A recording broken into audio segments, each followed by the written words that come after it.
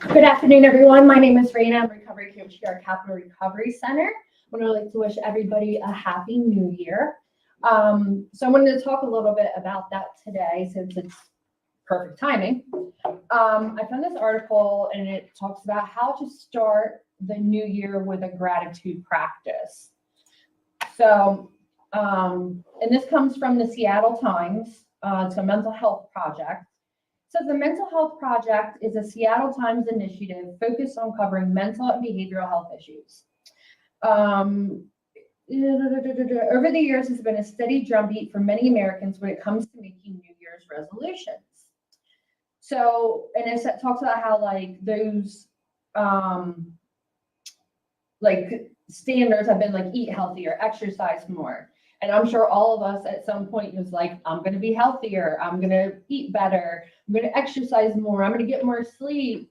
So this is kind of like, you know what I mean? Like an article that talks about how we can kind of like lean into that using gratitude. Because it says, so consider a new alternative this time. And to lean into gratitude. The simple practice holds great promise for improving our well-being, and it's largely free, unlike the gym membership, and easy to start, unlike a diet. So here's how to take the first step and leverage the power of gratitude in 2024. So we'll start by talking about why gratitude. There's a quote here that says, psychologically, it's true that we're kind of hardwired to pay attention to problems and concerns and what's not working, says Anthony Rella, a mental health counselor in North Seattle. He's been a therapist since 2013 and has his own practice working with men as well as the LGBTQ plus community. Especially when you're experiencing times of stress or a lot of hardship, we tend to start to fixate on negativity a little bit too much. It's easy to focus on the bad, the economy, stress at work, politics, or even how others are seemingly doing better. That's a big one. So looking at like where the grass might be greener. And you know what I mean? That I'm guilty of it. Be like, oh, well, they have this and they have that. Why don't I have that? Or what am I doing wrong? Or whatever the case may be. But you know what I mean? The grass is only greener on that side because they're watering it. So you got to figure out how to do that for your lawn, basically, if we're going to continue with the scenario here. But so it goes on to talk about how the brain latches on or compares itself to others, starting a negative cycle of thinking that can reify itself. Sure enough, if you look at the bad, you'll find it. And we talk about that a lot, about changing perspective. If you're always focusing on the negative, you're going to keep having the negative. If you can switch that over to think of the positive, you're going to start having positive. So funnily enough, calls gratitude weightlifting for your brain, a practice that instead forces the brain to slow down, do a few reps to bring more balance to how you see the world. Working at the brain this way pays great dividends. And I think that's a really great way to talk about it because, again, like I said, like those resolutions that a lot of people, make New Year's Eve or New Year's Day, and sometimes they're just not practical. And it's better to break things down. So I've always been told, like, okay, if you're gonna start, we'll use the diet thing as an example. If you're gonna start a diet, don't just all together eliminate everything bad. Because inevitably you're going to fail because it gets overwhelming. It gets to be quote unquote too hard, or you don't have time for it. And that's because it's looking at something that's very large. It's easier to look at things in small pieces. So instead of like cutting out everything, start with like the sugar. Let's see how well I can do without the sugar. Or let's see, like for me, it's soda. I'm a diet soda drinker, and every month and a half, I convince myself I'm not going to drink it anymore. And, and inevitably, I come back to drinking it. But if you can make that one goal, the small one, like, okay, I'm not going to drink any soda. That eases you into things. And I think that's important to keep in mind, especially like in recovery, because you start looking at the big picture, like the person with the greener grass, but you're not seeing what it took to get there. You're not seeing how they may have struggled to make their lawn look so beautiful. You know what I mean? So it's easier to look at what you have to work with and taking those steps to help improve your lawn. I'm just going to run with this today. So, breaking it down into smaller pieces and trying to look at things little by little is going to help you, because if you come in and you're like, okay, it's a new year, I'm going to get a better job, I'm going to buy a car, I'm going to have this, well, that person bought a house, I can do that.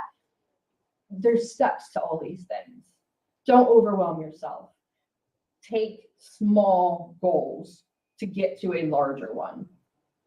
So it goes on to say, gratitude can improve our moods, explains Lily Gordon, a licensed mental health counselor associate at Self-Space Seattle.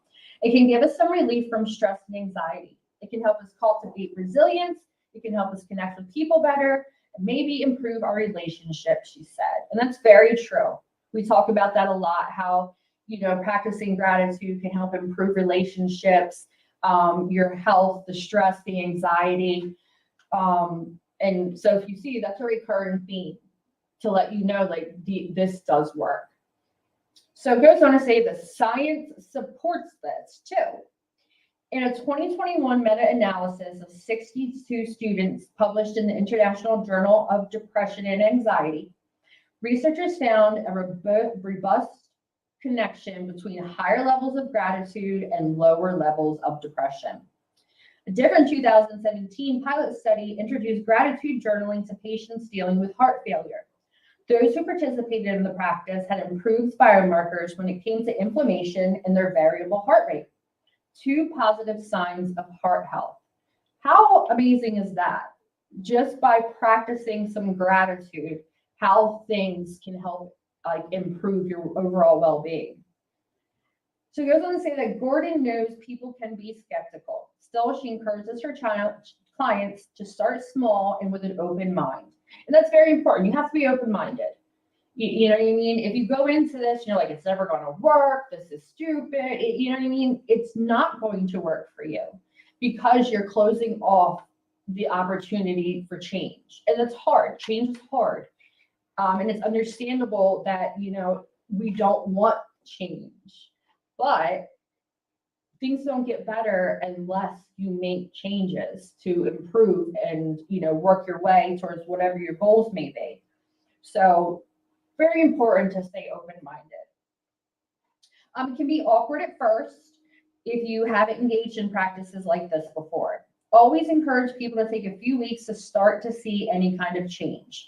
But I think what's really cool about gratitude practices is that they seem to work better over time. And that's like anything. When you start something new, you don't walk into it being an expert. You know what I mean? You didn't make a resolution last night, you know what I mean, to be an artist and are going to sit down and paint some beautiful masterpiece. It doesn't work that way. It's about, practice and time and effort. And you might not see any change. Like if you were to start a gratitude journal, today, you might not see or feel those changes for a couple of weeks. But the important part is to keep going. And, that's something that we stress in recovery a lot. You may not see that change as soon as you want, but don't stop going. It will happen. So the next part talks about starting on the bright side. The good news of starting a new practice like gratitude is that there's no wrong way to begin. You can choose to write down what you're grateful for once a week or daily if you're up for it. There are dozens of free apps that cater to this specific practice, or you can just use your phone's notes app and leave a voice memo to yourself. You can do it with friends or practice solo. It can take as little as 5 to 10 minutes. It's not something that you have to, use your whole day for. This is something that you can just do real quickly before you go to bed, quickly for your goals when you wake up in the morning. Here you go. So it's not something don't overthink it. Don't try too hard because then you're going to be losing the impact of everything. It's just something that's supposed to be simple, just to kind of like set your mind into the best, like where you're going for the day, or to alleviate your mind at night. So it says, in my household, when we sit down to dinner, we just take a few minutes and name the things that we're feeling grateful for that day before we eat.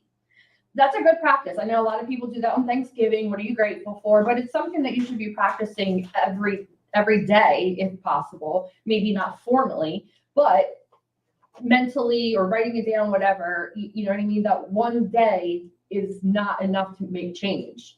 You know what I mean? So it's something that you want to practice on a daily basis.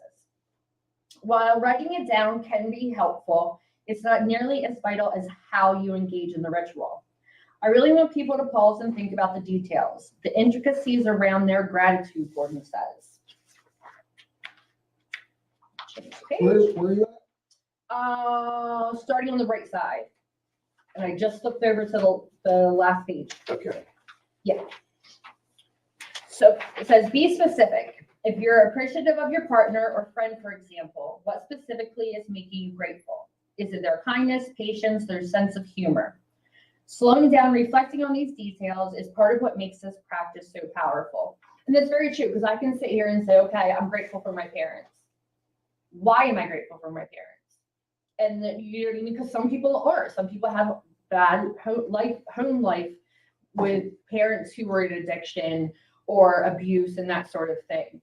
So why is it that I'm grateful for my parents when someone else isn't? It's like finding those specific things and, you know, realizing that, you know, their attributes or their positivity in your life. So, you know what I mean? And it might be like, oh, well, I'm grateful for this person. Well, why? Why are you grateful for that person? What did they do? How did they treat you? And noticing these things can help you better adjust boundaries in life and a lot of other things, because you may say, okay, I'm grateful for this person, and you just say, try and figure out why, and you're finding it hard to. While someone else, you can say, okay, I'm grateful for the fact that if I call them, they answer the phone and like I can vent. If you like try and be grateful for everything, you feel less negative about the little not so grateful things. You know what I mean? Like you brush them off, like you don't dwell on them as much. If That's you're a grateful very for good point. everything, like just being here for life today and the air we breathe. Someone right now is trapped in a dungeon, like they're a slave. You know what I mean? Yeah. Like there's stuff going on in this crazy ass world. Be grateful. Like we can sit here and conversate and talk about being grateful. Absolutely. You know what I mean? Like it's that, Absolutely. but it's that simple. Just take 2 seconds in your ride or wherever and be like, yo, I just say thank you, God. Thank you for everything. Yeah. There's no more I can say, but thank you for everything. I love you. And do what you do. Yeah, absolutely. You know what I mean? Like I keep it plain simple, but to the point. Mm-hmm. Thank you very much. Like you know what I mean? And I like that you said, like, when the negative things do come up, when you have gratitude, like you said, it makes it easier to deal with those things. That's right. You don't let them take you over and like destroy everything. Exactly. So, like, yeah, it's a really good point. Man, and hatred can just jump in, and next thing you know, like Take hold. It's exactly, Mhm. exactly. So the last part says, if you're struggling to identify what you're grateful for, don't stress too much and keep it simple. Certainly, I've had times in my life where I've sat down and just really struggled to think of something to be grateful for, Rella says. If it's the same 3 things as yesterday, that's okay.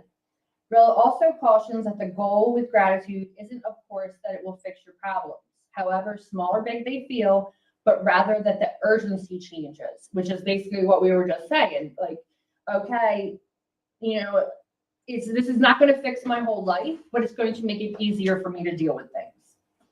So it starts to feel like actually a lot of my life is going well. And it's okay that this one thing isn't going well, because problems are part of life. Yeah. Life on life's terms.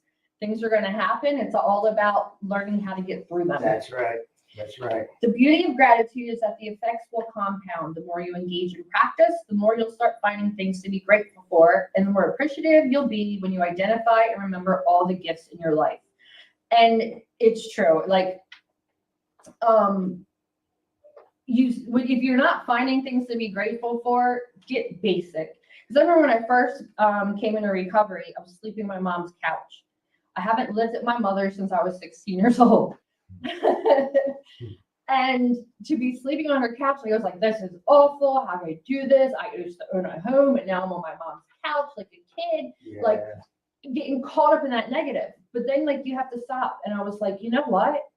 At least my mom has a couch for me to come to. At least my mom's She can still put- alive yes. for me to come to. That she hasn't completely dismissed me after Right. all the damage I've done. Yes. So I had to start switching that mechanism over Yeah. to make my time on my mother's couch more tolerable and more me accepting of it. Yes.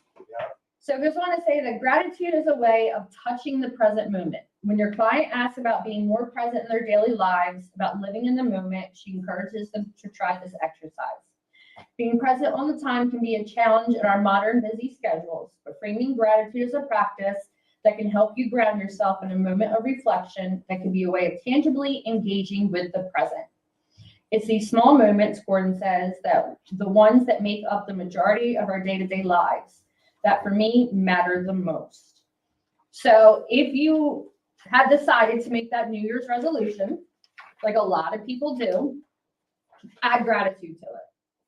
And you can stick with I'm going to eat better, I'm going to exercise more and all these things, but throw that gratitude in there and let it help you through. So when you do get to the point where you get frustrated or things might start feeling overwhelming or whatever it may be, you can kind of come back and ground yourself by simply like finding a couple of things to be grateful for that day.